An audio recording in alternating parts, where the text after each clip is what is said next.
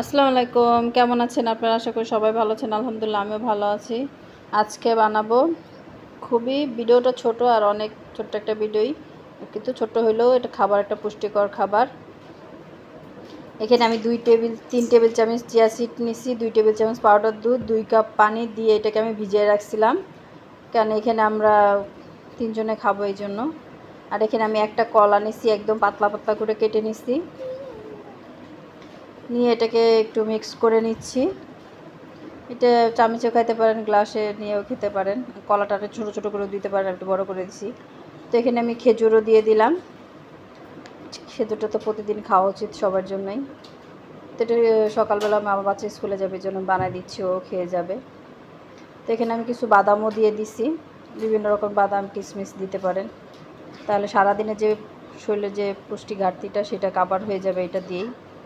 আমি তো এটা মাঝে মাঝেই খাই, সময় পাই না বলে এটা খেয়ে ফেলি। খেতেও সহজ, বানাতেও সহজ। তো আমি উপর দিয়ে একটু মধু দিয়ে দিচ্ছি।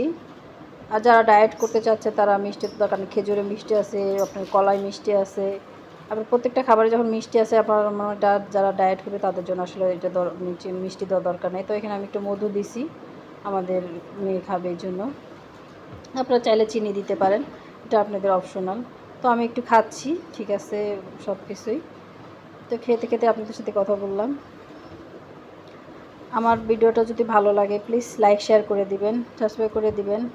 আর যদি বেশি ভালো লাগে একটা লাইক দিয়ে দিবেন, আর বেল বাটনটা বাজায় দিবেন। আমাদের জন্য দোয়া করবেন, আপনাদের জন্যও দোয়া করি, আশা করি সাথে থাকবেন। আল্লাহ হাফেজ।